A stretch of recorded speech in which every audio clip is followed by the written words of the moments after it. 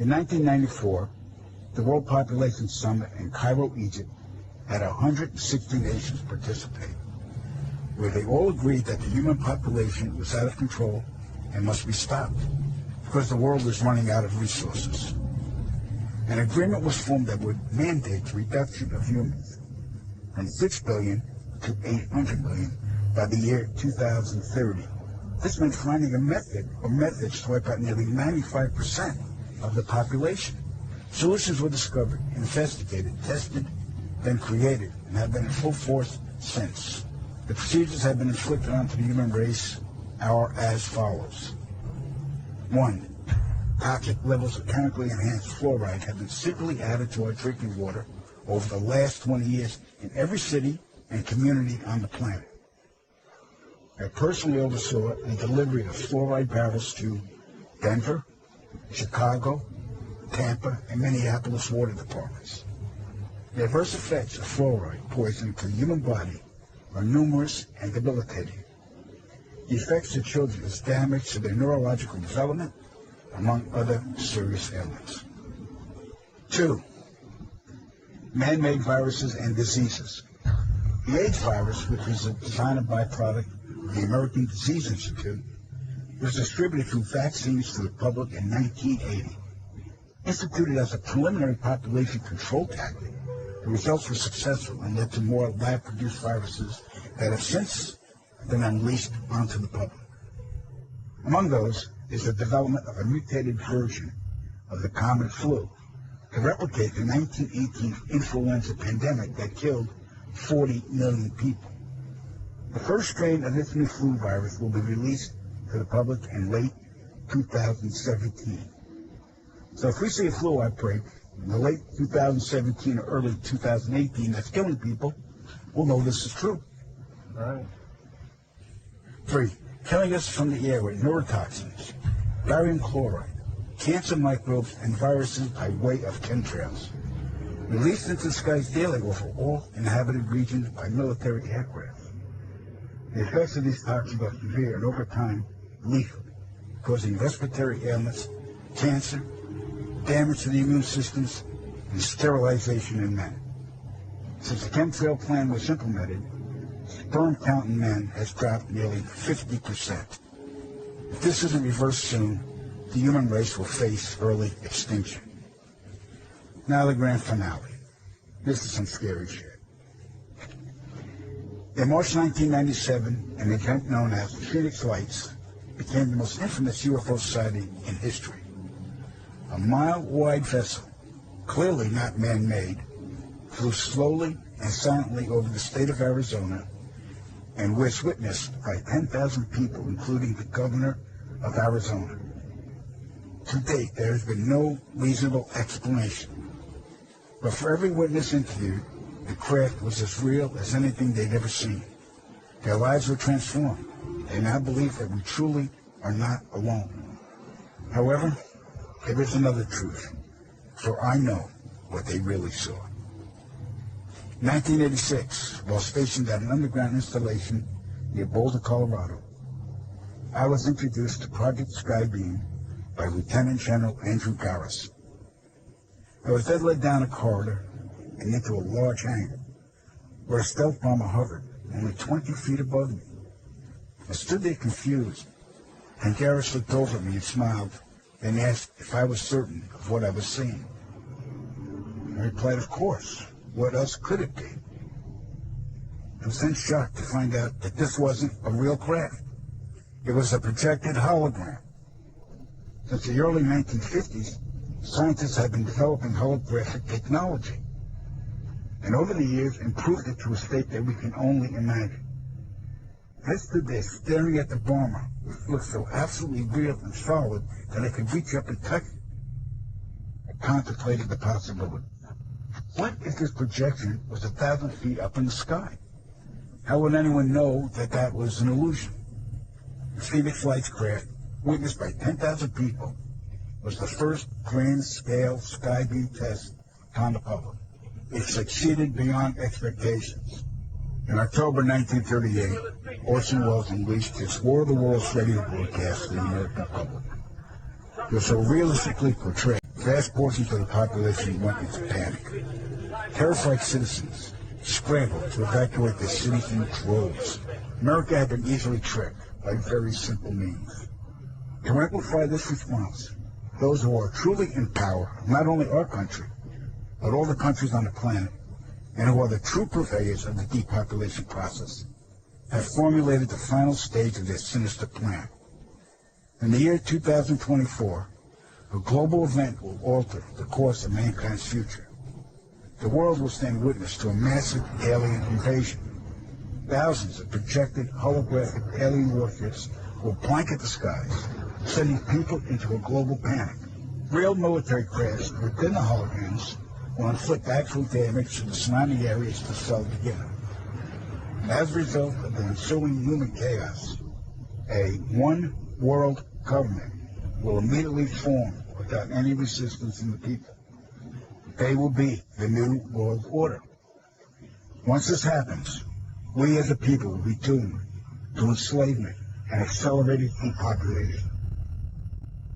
With that said, the only hope for human salvation is to acquire and spread the knowledge of these activities and agendas. Resist, retaliate, and conquer this opposing enemy. The time is now, as humanity is rapidly approaching. Today, doctors at the Federal Communicable Disease Center acknowledge the flu vaccine in the recommended dosage is ineffective, while in a larger dose it can be harmful. However, the flu vaccine is still recommended for old people and the chronically ill. Last month, a Senate subcommittee headed by Abraham Ribicoff charged that the federal government wasn't doing a good enough job of informing the public about ineffective vaccines. Scientists at the Division of Biologic Standards test vaccines for their potency and safety before licensing them for public use. However, the division does not determine the effectiveness of the vaccine. That is left to the manufacturers. A case in point is the influenza vaccine. 4 scientists in charge of work on the flu vaccine during the 1960s found it to be ineffective, said they refused to give it to their own families. 2 were transferred to other work, a third left the division. And over the entire 10-year period, not one word of their unfavorable findings was allowed to be published. But a more serious case involving the relationship between the leaders of the division and their scientists involves the adenovirus vaccine, a vaccine given to thousands of American soldiers to prevent certain cold-like symptoms. When it was shown that the vaccine contained a contaminant which caused cancer in laboratory animals, it was taken off the market. That the vaccine contained a contaminant which caused cancer. But that was 3 years after the division's own scientists had pointed out the danger. Dr. Murray justifies the use of the vaccine by saying it took 3 years to examine the evidence against it. It was more important to use the vaccines than to take them off the market and remove the agent. It's more important to use the vaccines than to take them off the market and remove the agent. But since the agent couldn't be removed, there was no other course. Thus, for 3 years, American troops were injected with a cold-preventing vaccine which was causing cancer in laboratory animals. And some of the division's scientists who charged they were prevented from publishing results of experiments which show some of the vaccines to be ineffective. The control officer in 1960 who has grave doubts about the potency of influenza vaccine. These doubts were made known to the director of the division and through the proper channels. Now, because propaganda doesn't tolerate argument, it always entails extremely rigorous censorship of the counter-narrative. It must be vilified, it must be condemned, it must be blacked out. Will you provide a list of every website and hashtag that Facebook content moderation teams have discussed banning on the Task platform? I would be happy to follow up with you or your team to discuss further how we might move forward on that. But will you commit to providing the information you have logged on the Task website about content moderation that your company has undertaken? Yes or no? Senator, I think it would be better to follow up once I've had a chance to discuss with my team what any sensitivity around that would be. We could, of course, subpoena this information, but I'd much rather get it from you voluntarily. But I think let everybody take note that Mr. Zuckerberg has now repeatedly refused to provide information that he knows that he has and has now acknowledged. Just to clear up one point, I mean, my understanding is that these vaccines do not modify your DNA or RNA. So I think that's just an important point to clarify. If I'm getting anything wrong here, of course, correct me. But but just to make that clear. I share some caution on this because we just don't know the long-term side effects of basically modifying people's DNA and RNA to directly encode in a person's DNA and RNA, basically the ability to produce those antibodies, and whether that causes other mutations or other risks downstream. But the real kicker is right here in the policy where Facebook says it would remove any content that, quote, claims the COVID-19 vaccine changes people's DNA. Dr. Fauci collaborated with Mark Zuckerberg. There were emails between them. And this is a complete conflict because Facebook is invested in the vaccines. Google is invested in the vaccines. They have a conflict of interest. Microsoft makes the vaccine passports. And yet Dr. Fauci, who's not supposed to be coordinating health policy with for-profit stakeholders who have a conflict of interest, he was taking input and apparently aligning his message with what these tech bros wanted to have happen. As a doctor, I have never seen something so injurious to the human body. It invades the brain. It invades the heart. It causes brain and heart damage. It invades the bone marrow. It stimulates antibodies to actually start to attack our own platelets and our other cells in our body. It causes blood clotting and damage to blood vessels like we've never seen. Data from University of Pittsburgh suggesting it causes cancer. Since when do we have a protein that actually injures the brain, injures the heart, the bone marrow, the immune system, causes blood clotting, and potentially causes cancer in a single protein? It's a weapon. In fact, there are 3 papers, one by Vaccs, published in Military Medicine, and 2 by Yen, published in preprint. They've actually concluded it is a bioweapon. It is a bioweapon. According to strict military criteria, it's a bioweapon. Dr. Kary Mullis was awarded the Nobel Prize for his invention of the polymerase chain reaction, the PCR. The PCR is a method of analysis and wasn't designed to test for a virus. Mullis explains why. And with PCR, if you do it well, you can find almost anything in anybody. It starts making you believe in the sort of Buddhist notion that everything is contained in everything else, right? I mean, because if you can amplify one single molecule up to something that you can really measure, which PCR can do, then there's just very few molecules that you don't have at least one single one of them in your body, okay? So that could be thought of as a misuse of it, just to claim that it's meaningful. The PCR test can potentially find anything you are looking for, depending on how high you turn it up. And this is exactly what has been done. The official protocol given for the PCR testing of COVID-19 created a floodgate of false positives to skew the results. They call it asymptomatic because it's a lie. These people don't have symptoms because they don't have COVID-19. They do it today because they've done it in the past and always gotten away with it. 30 years ago, Anthony Fauci, head of the NIH, made a name for himself by pushing for higher doses of the deadly drug AZT, an old cancer chemotherapy too dangerous for approval, onto AIDS patients. Kary Mullis was hired to measure HIV in people's blood samples with his PCR. He was working under the premise that HIV was the probable cause of AIDS. But when he went looking for the proof, he found there was none. They just made it up. What is that paper? Who do I go to for that? And I looked around, I asked a couple of virologists at that company, and they said, no, you don't have to reference. I said, I have to reference that because I don't know where that came from. How do I know that? And it turned out that nobody knew it. And I was getting really freaked about that. That's when I first started saying, they don't know. Nobody really knows. This whole thing is a big sham. Mullis pointed out how the CDC was losing money and how the HIV-AIDS connection brought their profits back in the black, and how the men at the highest levels were all in on it. Kary Mullis knew these men were dangerous. They don't want people like me walking up and asking them those kind of questions, and they're willing to go to great lengths to prevent that. They're out on a limb. I wouldn't want to be there with them. But he was still outspoken. When ABC's Nightline approached him about doing a documentary on his work, Mullis convinced them to cover the HIV debate after nearly a decade of ignoring it. In a 1994 interview with Celia Farber for Spin magazine, Kerry Mullis expressed how he really wanted to expose Anthony Fauci and Robert Gallo. He said that he'd be willing to chase the little bastard from his car to his office, a Nobel Prize winner trying to ask a simple question from those who spent $22 billion and killed 100,000 people. It has to be on TV. I'm not unwilling to do something like that. Unfortunately, not many people were listening back then.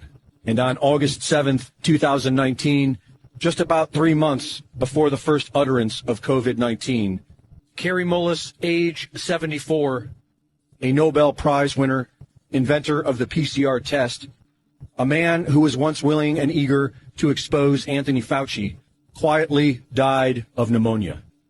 The timing of it all is mysterious to many of us.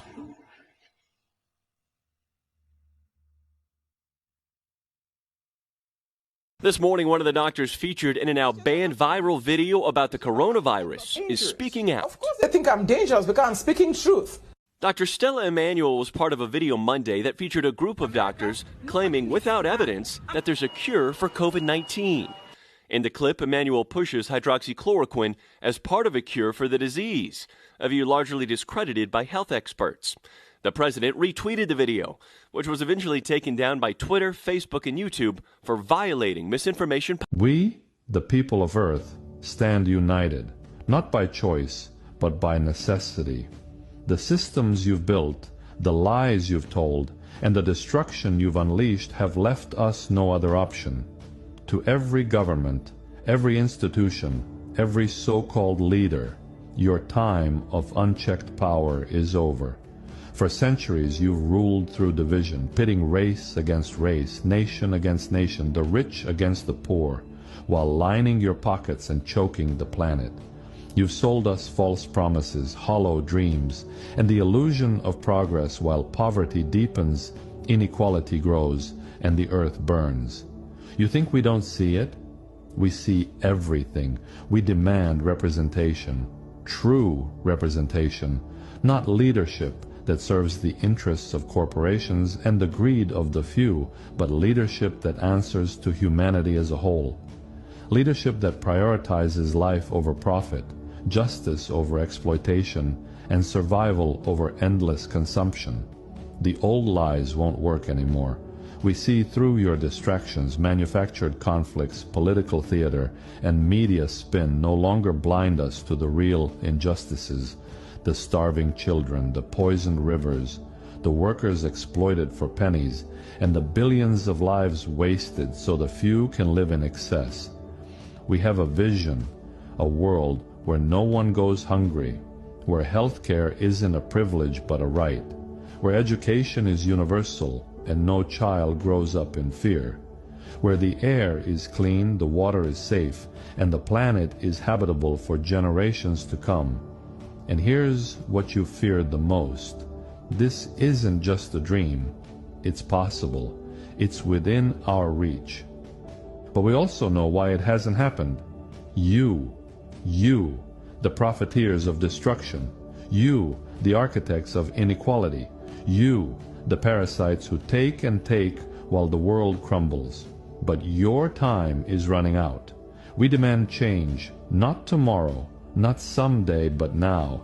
And if you refuse, we'll make it happen without you. To every corrupt leader, every corporate titan, every manipulator of truth, you have two choices. Join us in building a future where humanity thrives, or be left behind by the tide of progress. This is not a negotiation. This change is unstoppable. It's already in motion, and nothing will hold it back.